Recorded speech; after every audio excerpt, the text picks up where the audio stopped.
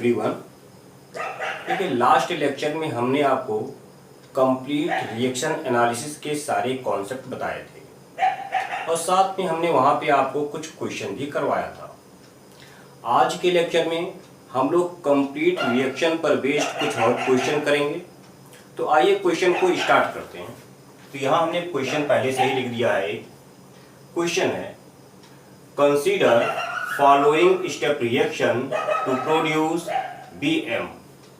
Step 1 है A plus B2 forming AB। Step 2 है AB plus MX2 forming BM plus AX2।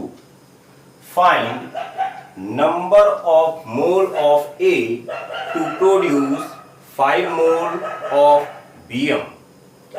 Question है कि एक 2 स्टेप का रिएक्शन है।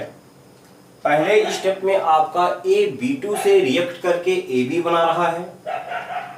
सेकंड स्टेप में AB MX2 से रिएक्ट करके BM और AX2 का फॉर्मेशन कर रहा है। तो पूछा जा रहा है कि BM के 5 मोल को प्रोड्यूस करने के लिए A का कितना मोल रिक्वायर्ड है। तो आइए हम लोग सॉल्व करते हैं। सबसे पहले इन रिएक्शन को हम लिखेंगे। तो स्टेप 1 रिएक्शन आपका है A plus B2 forming AB। ये हमारा रिएक्शन 1 है, नाम दे दिया 1। स्टेप 2 आपका AB MX2 से रिएक्ट कर रहा है और बना रहा है BM प्लस AX2। ये हमने कह दिया हमारा रिएक्शन 2 है। तो हमने आपको बताया था कि जब भी रिएक्शन बेस्ड क्वेश्चन आएगा तो सबसे पहले आप गिवन रिएक्शन को बैलेंस करोगे। तो आइए बैलेंस करते हैं। पहला रिएक्शन, इधर A का एक एटम है, उधर A का एक एटम है। इधर B का 2 एटम है, उधर 1 एटम है। तो यहाँ पे 2 कर दो, यहाँ 2 कर दो। पहला रिएक्शन बैलेंस हो गया। दूसरे रिएक्शन को देखिए, इधर A का एक एटम, उधर A का एक एटम। इधर B का एक एटम, इधर भी B का एक एटम। इधर M का एक एटम, M का एक एटम। X का 2 एटम, X का 2 एटम। यानी कि आपका रिएक्शन 2 पहले से ही बैलेंस है। तो आइए देखते हैं क्या हो रहा है। आपका A B2 से रिएक्ट करके AB बना रहा है और फिर यहां पर जितना AB बना वो AB सेकंड स्टेप में MX2 से रिएक्ट करके BM का फॉर्मेशन कर रहा है। कहने का मतलब यह है कि इस क्वेश्चन में अगर आप ये फाइंड आउट कर लो कि स्टेप 2 में 5 मोल ऑफ BM को प्रोड्यूस करने के लिए AB का कितना मोल चाहिए, तो BM के 5 मोल को प्रोड्यूस करने के लिए AB का जितना मोल चाहिए वो AB का नंबर ऑफ मोल यहां इस रिएक्शन से पता कर सकते हो कि AB का वो नंबर ऑफ मोल प्रोड्यूस करने के लिए A का कितना मोल चाहिए। कहने का मतलब आप ये कह सकते हो कि आपको ये मिल जाएगा कि BM के 5 मोल को प्रोड्यूस करने के लिए A का कितना मोल चाहिए। तो आइए देखते हैं। सबसे पहले फ्रॉम रिएक्शन 2 सेकंड रिएक्शन से क्या हो रहा है देखिए। 1 मोल ऑफ BM प्रोड्यूस हो रहा है। कितने से प्रोड्यूस हो रहा है? 1 मोल ऑफ AB से। AB से प्रोड्यूस हो रहा है। आपको 5 मोल BM का प्रोड्यूस करना है, यानी कि 5 मोल ऑफ BM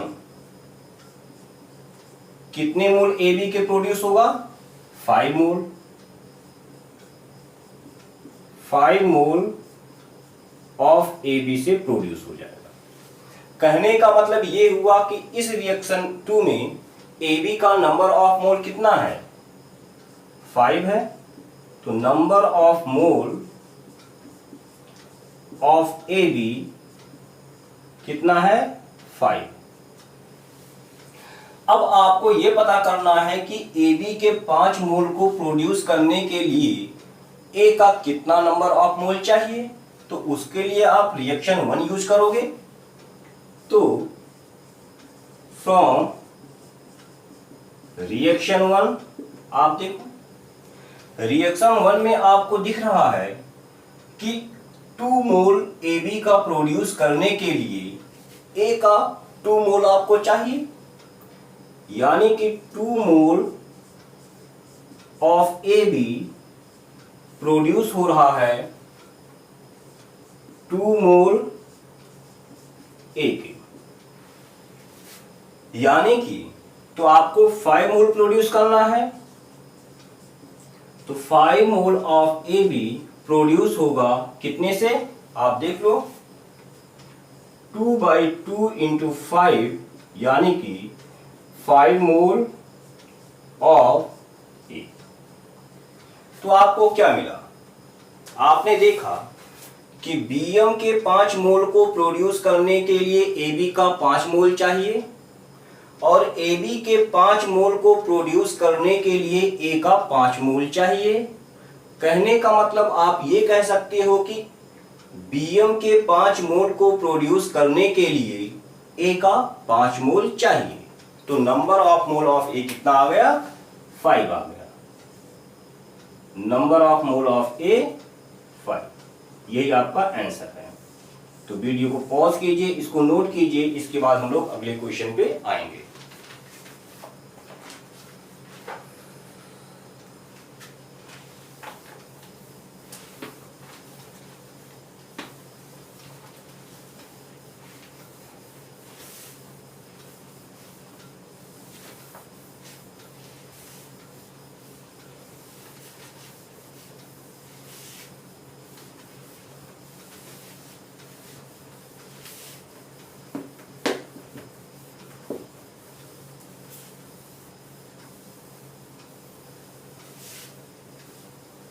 चलिए दूसरे क्वेश्चन पे आते हैं हम लोग।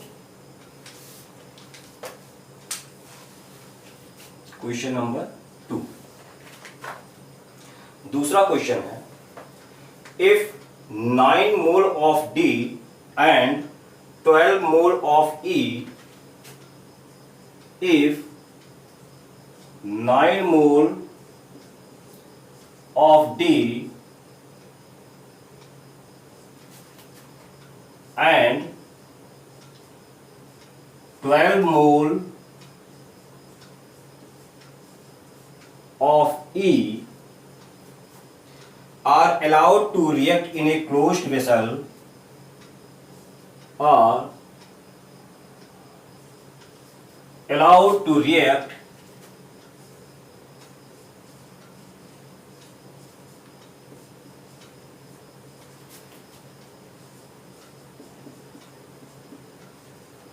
in a closed vessel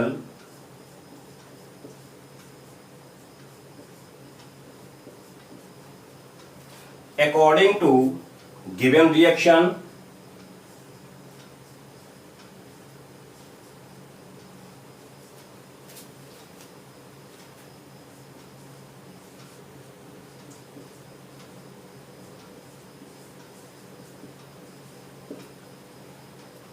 calculate number of mole of B formed in the end of reaction.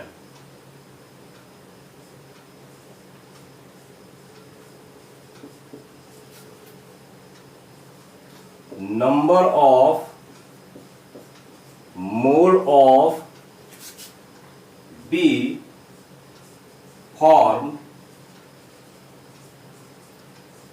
at the end of reaction.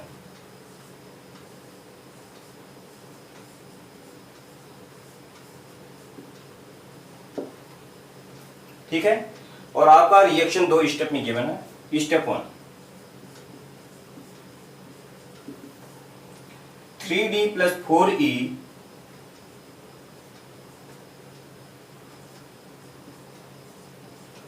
forming 5C + A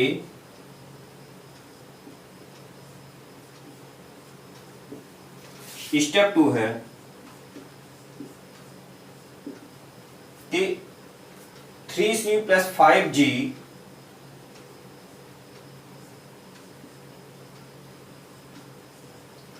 forming 6B + F।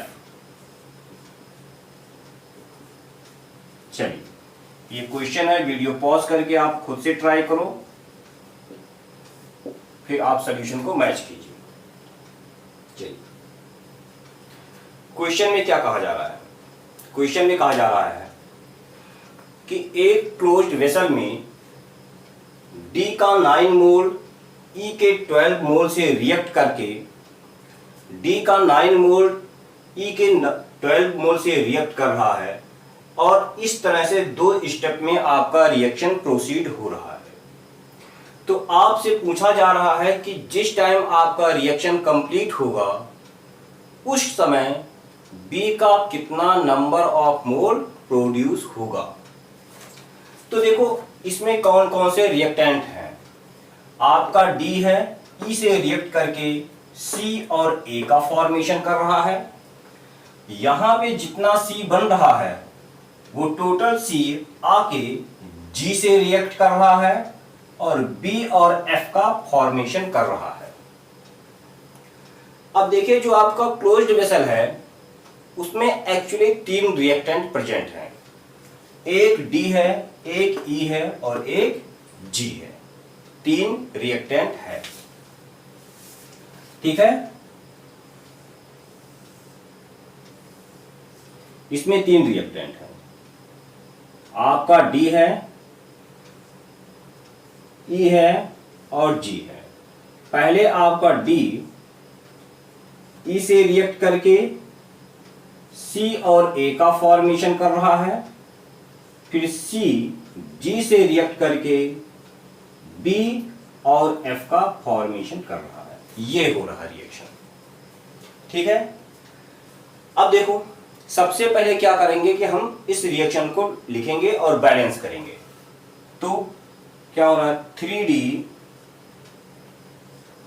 + 4E forming 5C + A। दूसरे step में 3C + 5G forming 6B + F। हमने इसको reaction 1 बोल दिया, इसको reaction 2 बोल दिया, ठीक है। तो कहा कि जिस टाइम रिएक्शन कंप्लीट होगा, यानी कि पहले स्टेप में D E से रिएक्ट कर रहा है, C का फॉर्मेशन कर रहा है और A का, यहां पे जितना C बना वो यहां पे आया, G के साथ रिएक्ट किया और B से B का फॉर्मेशन किया। 2 स्टेप का रिएक्शन है, पूरी एनालिसिस हम लोग दोनों स्टेप में करेंगे। पहले स्टेप में हम ये देख लेते हैं कि D का 9 मोल E के 12 मोल से रिएक्ट करके C का कितना मोल बनाएगा, और C का जितना मोल यहां बना वो C का नंबर ऑफ मोल यहां G से रिएक्ट करके B का फॉर्मेशन कर रहा है। तो आइए देखते हैं कैसे करेंगे।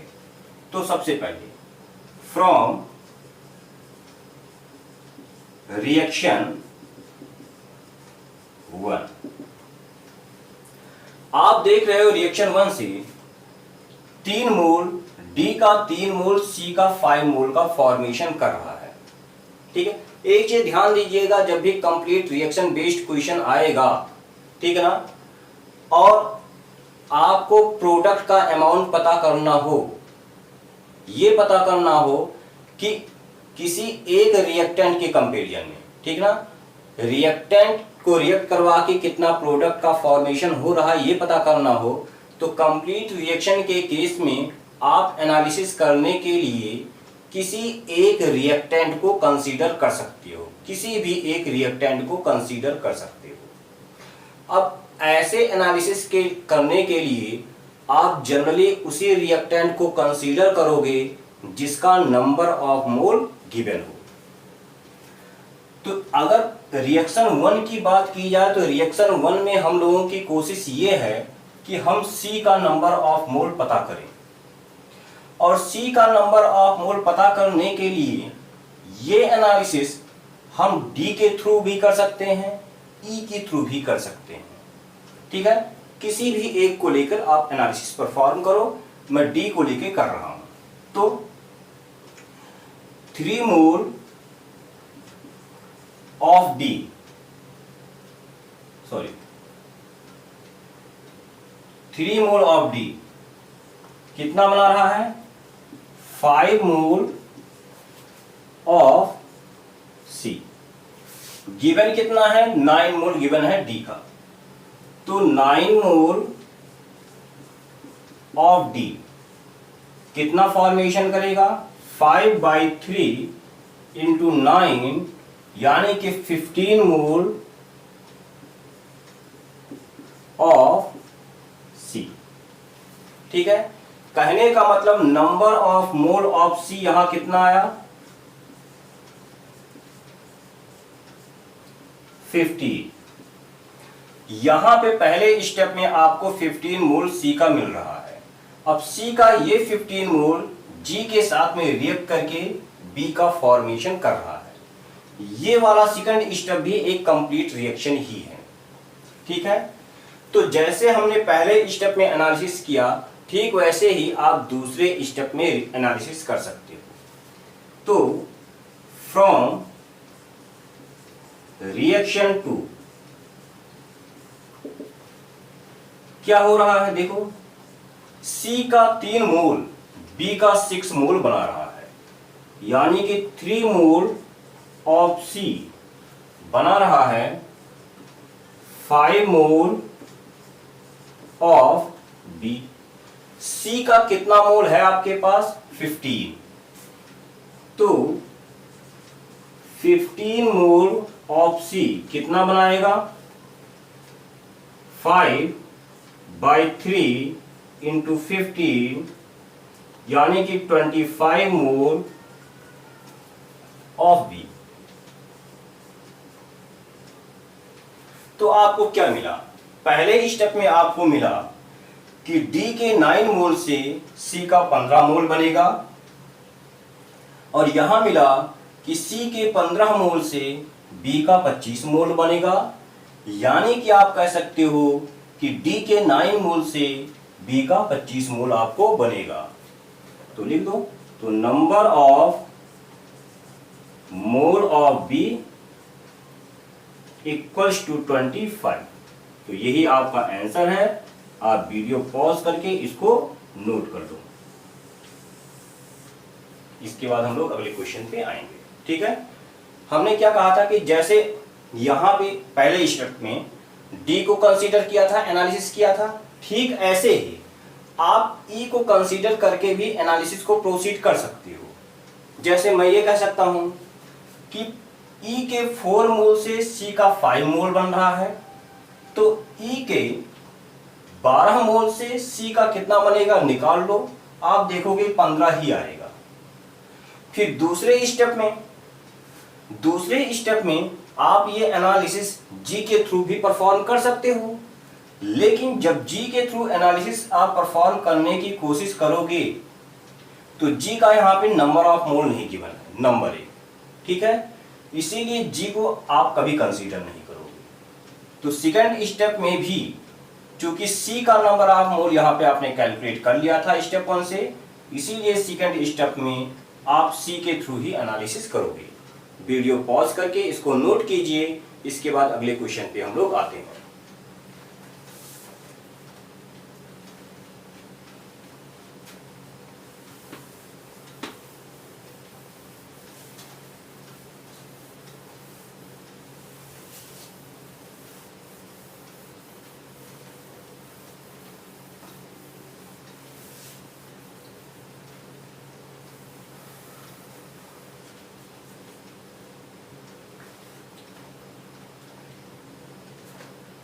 देखिए यही सेम क्वेश्चन है, बस ये कह दिया गया है कि अगर रिएक्शन 1 का और रिएक्शन 2 का, मतलब स्टेप 1 का स्टेप 2 का परसेंटेज यील्ड आपको गिवन हो तो आप इसको कैसे प्रोसीड करोगे। ये दे दिया गया है इसी में कि परसेंटेज यील्ड इक्वल्स टू 80% और इसका परसेंटेज यील्ड इक्वल्स टू आपका है 50%। तो आपको पता करना है कि रिएक्शन के एंड में बी का कितना मोल बनेगा। सेम क्वेश्चन है। तो सबसे पहले हम लोग परसेंटेज यील्ड के बारे में जानते हैं, तो इसको नोट पॉइंट में आप लोग लिख लीजिएगा। नोट में परसेंटेज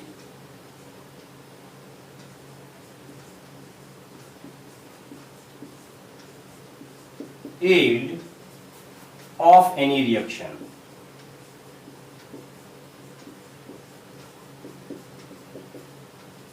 इसका मतलब क्या हुआ, सपोज करते हैं कोई रिएक्शन है, ठीक है, कोई रिएक्शन है, सपोज करते हैं कोई रिएक्शन है आपका है alpha A plus beta B forming gamma C plus delta D. ये कोई रिएक्शन है, इसका परसेंटेज यील्ड, इसका परसेंटेज यील्ड हमने मान लिया कि आपका x है। तो इस परसेंटेज यील्ड का यहां पे मतलब क्या होगा, देखो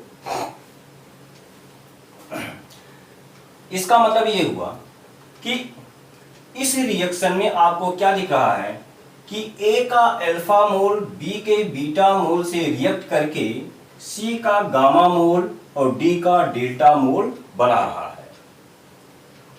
कहने का मतलब ये हुआ कि यहां पे आपको इस पूरे रिएक्शन में आपको C का गामा मोल और D का डेल्टा मोल मिल रहा है, ठीक है।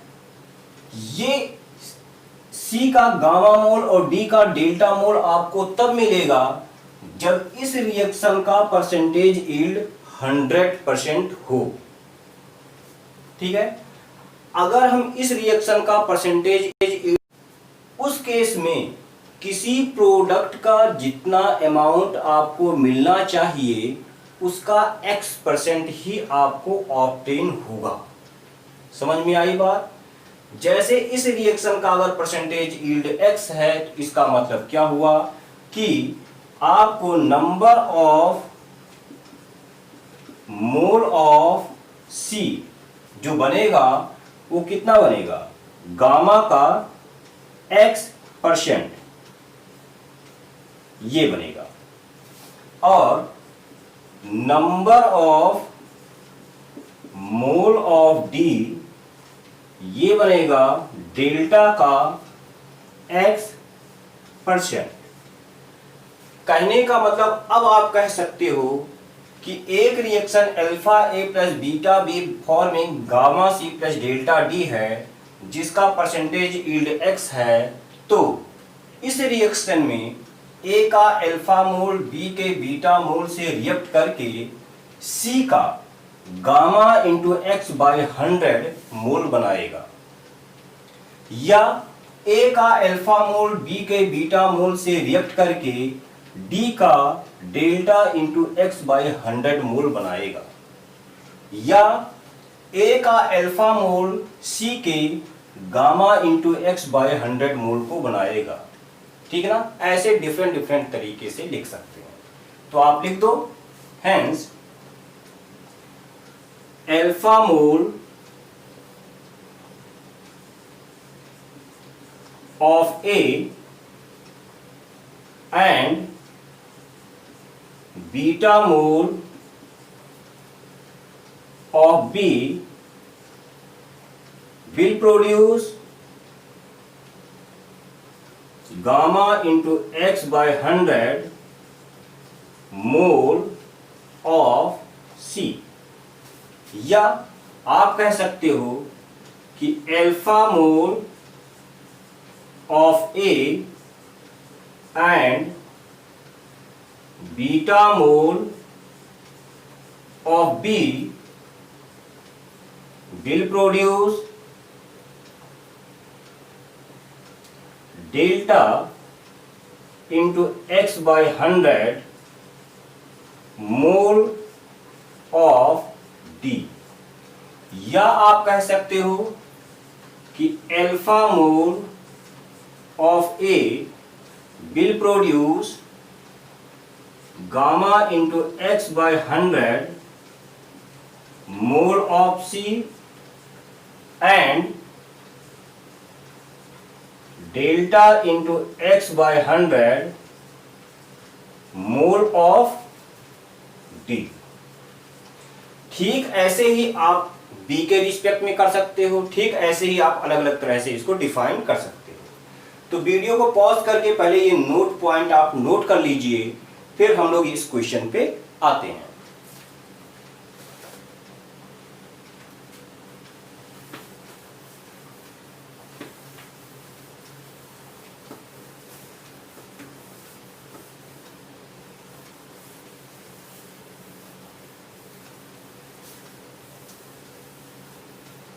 चलिए क्वेश्चन पे देखते हैं फिर से क्या हो रहा है। स्टेप 1 में 3D plus 4E forming 5C plus A, इसका परसेंटेज यील्ड है 80%। ये आपका रिएक्शन 1 हो गया। दूसरा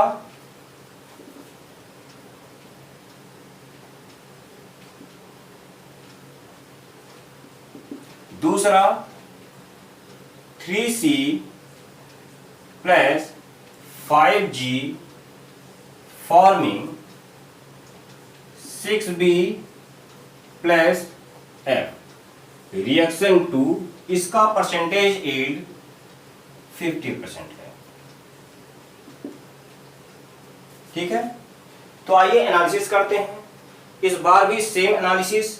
आपको ये पता करना है कि जिस टाइम रिएक्शन खत्म हो रहा है उस वक्त B का कितना नंबर ऑफ मोल आपको मिलेगा। तो सबसे पहले ये पता करेंगे कि पहले रिएक्शन से C का कितना नंबर ऑफ मोल ऑब्टेन हुआ, और C का जितना नंबर ऑफ मोल ऑब्टेन हुआ वो नंबर ऑफ मोल इस स्टेप में कितने number of mole of B का फॉर्मेशन कर रहा है, और वही आपका आंसर हो जाएगा। आइए करते हैं। तो फ्रॉम रिएक्शन 1 क्या है, आपको दिख रहा है कि 3 मोल ऑफ D कितना बना रहा है, 5 मोल ऑफ C, यही बना रहा है ना। ये गलत है। 3 mole of D 5 mole of C को तब बनाता जब परसेंटेज यील्ड 100% होता, लेकिन इस रिएक्शन का परसेंटेज यील्ड 80% है। तो 3 मोल ऑफ D 5 इंटू 80/100 यानी कि आपका आ जाएगा 4 मोल ऑफ C का फॉर्मेशन करेगा। तो आपके पास D का कितना मोल है, 9 मोल है। तो 9 मोल ऑफ D कितने का फॉर्मेशन करेगा, 4/3 इंटू 9 यानी कि 12 मोल ऑफ C। देखिए इस वाले स्टेप में दोबारा आपको परसेंटेज यील्ड से मल्टीप्लाई नहीं करना है, क्योंकि परसेंटेज यील्ड का इफेक्ट हमने यहां पर इंक्लूड कर लिया है। ठीक है, इसलिए इस वाले स्टेप में हम परसेंटेज यील्ड को कंसीडर नहीं कर रहे हैं। वो ऑटोमेटिकली यहां पे कंसीडर हो चुका है। ठीक है, यानी कि आपका आ गया नंबर ऑफ मोल ऑफ सी कितना आ रहा है, आया आपका 12। अब रिएक्शन 2 में जाइए, फ्रॉम रिएक्शन 2 क्या हो रहा है, 3 mole of C 6 mole of B को बना रहा है। तो 3 मोल ऑफ सी प्रोड्यूस कर रहा है 6 मोल ऑफ बी, यही है ना, गलत है। इस वाले स्टेप का परसेंटेज यील्ड कितना है, 50%। कितना बनाएगा, 6 इंटू 50/100, यानी कि आपका कितना आ जाएगा, सॉल्व कीजिए, 3 मोल ऑफ बी। तो सी के 3 मोल से बी का 3 मोल बन रहा है, तो सी के 12 मोल से बी का कितना बनेगा, तो 12 मोल ऑफ बी कितना बनाएगा, 3/3 इंटू 12, यानी कि 12 मोल ऑफ बी। तो number of mole of B कितना आ गया, number of mole of B आपको आ गया 12। यही आपका आंसर है। वीडियो पॉज कीजिए, इसको नोट कर लीजिए, इसके बाद हम लोग अगले क्वेश्चन पे आएंगे।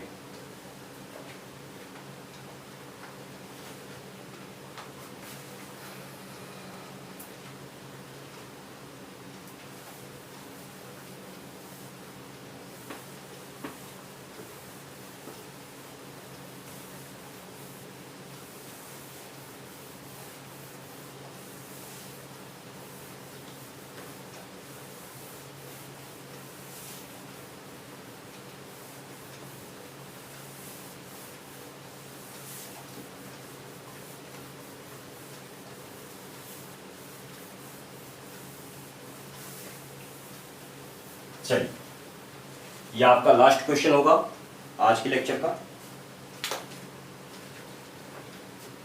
4th। क्या है, फॉर द रिएक्शन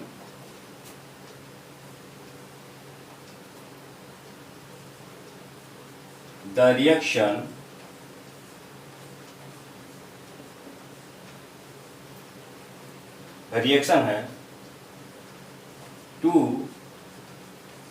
FeNO3 का whole thrice plus 3 Na2CO3 forming Fe2CO3 का whole thrice plus 6 NaNO3। Initially,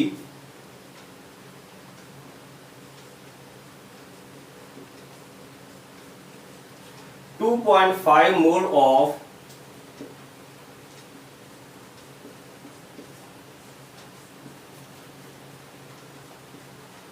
FeNO3 का whole thrice and 3.75 mole of Na2CO3 are taken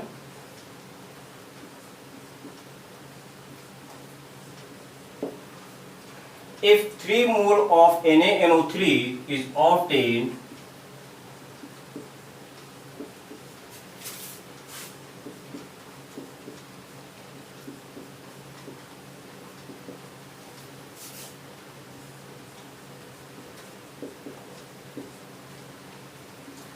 then find percentage yield of reaction. देखिए question, question में क्या कह रहा है, पढ़िए और खुद से ट्राई कीजिए एक बार। कह रहा है कि एक रिएक्शन है ये, इसमें FeNO3 का होल थ्राइस का 2.5 मोल इसके 3.75 मोल से रिएक्ट कर रहा है, ठीक है। तो पूछा जा रहा है कि अगर इस रिएक्शन में इसके 2.5 मोल और इसके 3.75 मोल को रिएक्ट करवाने से इसका 3 मोल ऑब्टेन हो रहा है, तो इस पूरे रिएक्शन का परसेंटेज यील्ड कितना है। तो आइए सबसे पहले रिएक्शन को लिखिए और इसको बैलेंस कीजिए। 2FeNO3 का whole thrice plus 3Na2CO3 forming Fe2CO3 का होल थ्राइस प्लस 6NaNO3। आप चेक कीजिएगा ये रिएक्शन पहले से ही बैलेंस है, ठीक है, चेक कर लीजिएगा रिएक्शन पहले से ही बैलेंस है। अब एज्यूम करते हैं कि इसका जो परसेंटेज यील्ड है वो x है, इक्वल्स टू x। तो आइए बाकी एनालिसिस करते हैं हम लोग। तो जब इस रिएक्शन का परसेंटेज यील्ड x है और इसका 2.5 मोल इसका 3.75 मोल लिया गया है, उस केस में NaNO3 का कितना मोल बनेगा ये आप फाइंड आउट कर लो, ठीक है, और आपका क्वेश्चन सॉल्व हो जाएगा। तो ये देखने के लिए आप इसमें और इसमें किसी एक को कंसीडर करके रिएक्शन को प्रोसीड कर सकते हो। मैं इसको कंसीडर कर ले रहा हूं। तो देखिए क्या दिख रहा है, इसके 2 मोल से इसका 6 मोल आपको दिख रहा है, यानी कि 2 मोल ऑफ FeNO3 का होल थ्राइस कितना बना रहा है, 6 मोल ऑफ NaNO3। आप कहोगे यही, लेकिन ये गलत है।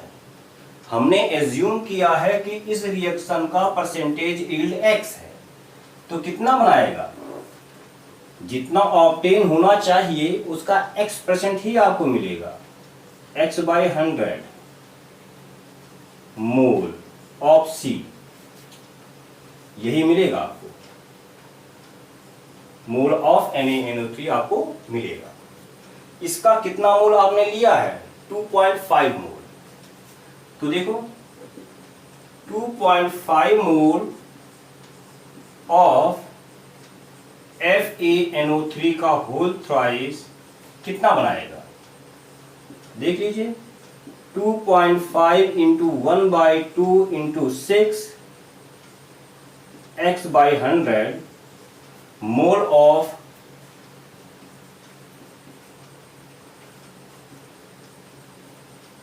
NaNO3। तो कहने का मतलब आपको क्या मिला, इसके 2.5 मोल से NaNO3 का इतना मोल मिल रहा है x के टर्म में। आप कहोगे तो number of mole of NaNO3 equals to 2.5 into 1/2 into 6x/100।